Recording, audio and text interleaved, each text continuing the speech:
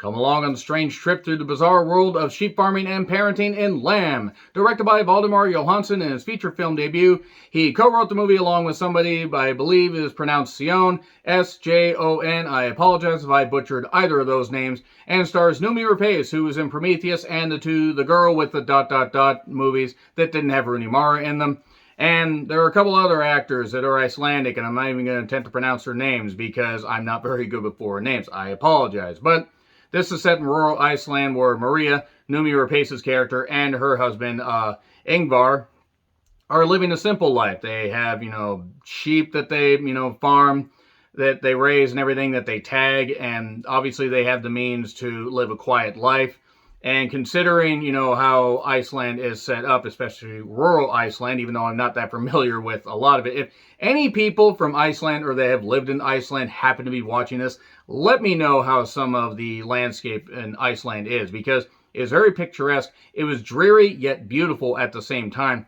There's lengthy, lush landscape. There's a lot of mountains and everything. And they do a whole lot of farming, obviously, because they have sheep, and they have to do that. They got their rams. Let the boys be boys. Rams. I apologize for butchering that song. And they also, since obviously they have, male and female, they are able to, raise baby lambs and stuff like that and keep the, whole thing going. So from here, it becomes obvious that a lot of this movie is being told through, facial expressions, because for a bit, we don't even get any dialogue. It's obviously got subtitles as well because it's Icelandic, and that means that some people may be turned off by this. It's also from A24. That's my favorite goddamn studio out there. I love their movies. I'm not going to say every single one of them, measures up to, the best of the best, but whenever their logo is in a trailer, I'm like, okay, I'm locked in. If I can't see it in theaters, I'm at least going to watch it at home. I've watched a lot of their movies. I still need to watch more. But, Hereditary, Midsommar, Waves. Waves was my favorite movie of 2019. So once I saw this, I was like, okay, Noomi's in this. She was really good. And maybe I'm mispronouncing her name. But I'm interested to see how this plays out. Now, the trailer is very misleading, but also the trailer, it's a hard one to really figure out because simplified, complex, told through little dialogue, and even when there is dialogue, you have to peel back the layers here and you have to let this thing just breathe. It was kind of marketed a bit as a horror, and there are some horrifying elements to it, don't get me wrong. Spoilers will come up in a bit. But it's much more of a psychological drama and the pain and toll that certain things can take on a couple, even a couple that loves each other as much as Maria and Ingvar. Ingvar, sorry, I'm again mispronouncing that horribly and probably butchering these names once again. But watching this, I was transfixed by the landscape. Also, the fact that Noomi is a terrific actress, and the guy playing her husband, he was very good as well. He looked familiar, but I couldn't really place what he was in. And they're living their life and everything, and then a certain thing happens that kind of brings them closer together, but also could threaten to tear them apart because it's something unexpected, shall we say. But a mother's love knows no bounds, and basically anybody would go out to protect something that they love, However, anybody on the outside may see. An outside, presence does come in later, and there is this looming feeling of doom, that's, just hanging over this, like something's not right about this. But this couple is happy. They obviously haven't had children, and this is a way for them to be able to raise, something as their own child. And then things start to get a little bit weirder and everything. There's this outside presence that comes in, and it gets a little bit more bizarre than it has. It's also told in chapters. I think it's just told in a few chapters. And I actually forgot about that by the time they got to the second chapter. I'm like, oh shit, they're doing chapters here. It's not quite like Pig. Pig did their chapters a little bit shorter. Pig's terrific, by the way. I did a review of that. Check that out if you haven't already. And check out the movie, because it is quite good. Nicolas Cage is very good. And again, a lot of it is told through pained expressions. It's almost like a stage play, but put on film. And that's the thing. This may not be a film that some people may want to see in theaters. I'm glad I watched it because myself and one of my best friends I've known for 21 years, we were sitting there. We were the only people there. So we were analyzing it. And we were having some fun because, again, only people in there, but we were watching it, and I was transfixed just by how beautiful everything was, but how there was this just this just ominous feeling like something was going to happen. And from the opening, like throughout a little bit, you get this sense that something's going to happen. Now, again, there are horror elements, but it's much more of a psychological drama and a study on how people would, what people would do if they were confronted with a situation that led to them being able to take care of a new life. Like how would you be able to do this? What would you do to protect? What would you do to carry on your own life and stuff like that? How would you confront these things? And it's very well done. It's very well done. Valdemar Johansson, assuming I got anywhere near the ballpark, especially with that first name. It's his feature film debut. He's done special effects stuff before for some, or, been part of the special effects crew. He understands subtlety in this, and I'm interested to see what else he will do.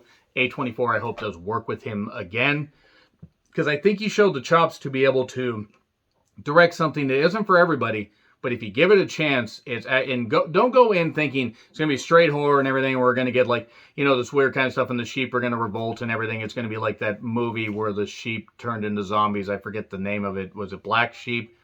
I actually forget. That was a bit weird. It wasn't that one, but it is a great character study. And yeah, I had to think about it on the way home. I had to think about it after dropping my friend off and think about it on the way home and everything. And I was like, you know what? I really did like this movie because I wasn't sure how to take it at first. But again, A24, they do some good stuff. So I would highly recommend it. But if you have to wait till, it's on streaming, probably not the worst idea. Give it a chance and it's well worth it. Now I am getting into spoilers though. So just so you know, spoilers are going to happen. Spoilers, spoilers, spoilers. Okay, you're still here. We're in the spoilers section. All right, so basically there's this weird, heavy-breathing presence that we don't see that is stalking outside this house and everything. And in the opening, we see the rams and everything, and the sheep panic. And we don't get to see it, but they're all panicked, and they're all like, oh, okay, well, what is this? This is interesting. And then we cut to Maria and Ingvar and stuff like that, and they're raising sheep. We see a couple, we see some giving birth and everything. I'm like, could we have maybe not shown this? But it does kind of make sense because it ties into something a little bit later. They're just living their life and everything. They obviously do love each other, but they haven't been able to have a child. That's shown up a little bit later. And a little bit later, this one particular lamb is born and everybody's all shocked. They're just showing the head. Like, what the fuck? Why are they just showing the head? Is there something going on with it? Is it just a head? My God, it's just a head. Oh no. Oh, it turns out it actually is a half lamb, half human person with one arm that's human and the other arm that's a lamb, and then the lamb stuff, and it's like kind of cut across like that. What the fuck? I saw that and I go, okay, that's different. Aliens? What the fuck's going on? I assume it's based on Icelandic folklore of some kind. I'm barely familiar with Iceland at all. I mean, I don't know much about it. If anybody's been to Iceland, please let me know how it is. But the great thing about this movie is from there, it's like, how would you be confronted? How would you, deal with this if you were confronted with a situation like that? Because you see something like, okay, this isn't normal. Should we kill it? Well, then it turns out that the mother is a bit jealous because Maria has taken this like it's her own kid. Well, the mother's getting a little bit annoyed, and the mother ends up getting really annoyed and is out there like screaming, bleeding and everything outside. Bleeding, by the way, outside the door. And Maria finally has had enough and eventually ends up shooting the mother. And that was the first mistake, because then that sets off a chain of events such as Ingvar's brother Peter showing up. He was in a band. He gets kicked out of a car and somehow ends up getting thrown or getting to the house and everything. I guess he was supposed to come, and I guess maybe it was a really bad taxi service. I don't know. And he ends up showing up, and they indicate that maybe that something happened between Maria and Peter.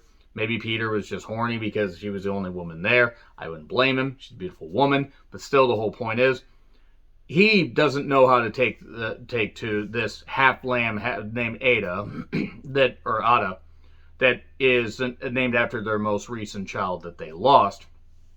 And at first, he's not sure how to take it, and then he has the nail gun thing, the thing to put through the ram's skull when you need to kill them. He's gonna do it because he's gonna do it. It's an abomination. He doesn't do it, ends up raising everything, kind of being an uncle and stuff like that.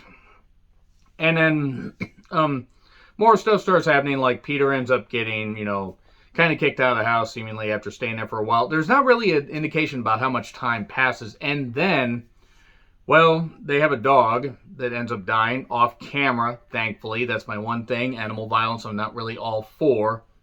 And yes, they did show the sheep getting killed, or they showed, off camera, that kind of stuff. Enough of the animal violence happens off camera, which I like.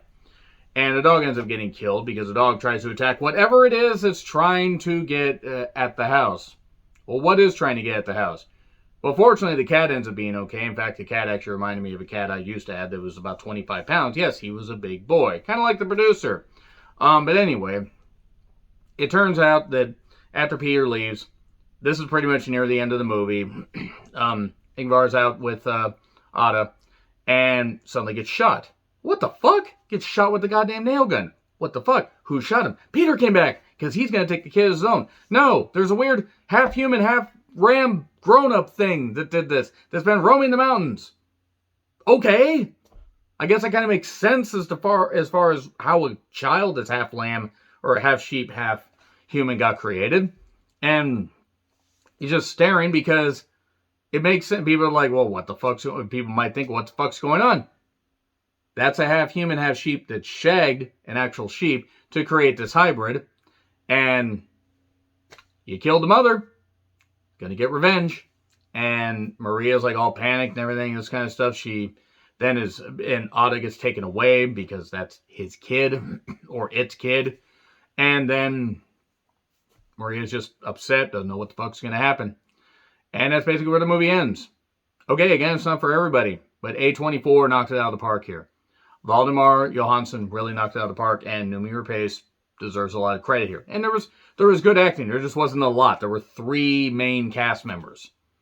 I mean, and then I guess Ada, whoever played Ada. The special effects were fine. It's a indie film. They weren't great. They had to be. I think they were shown almost a little bit too much because you saw like through it. There was one point where it looked like the hoof and the hoof arm and the regular arm were switched. But that being said, this was very well done and very beautifully shot, and it was well acted. I'm gonna give it an A. I'm not gonna go A+, because not that movies don't deserve A+. I'm gonna go A because it wasn't quite as good. It wasn't quite like how I felt about Waves and stuff like that. But this was impactful enough where it's going to stick with me. So definitely an A. It's going to be one of my favorite films of the year. But it's bizarre. Let me know your thoughts in the comments. Like, share, subscribe. Twitter handle in the description. I'm John Rethlin. I'll see you soon.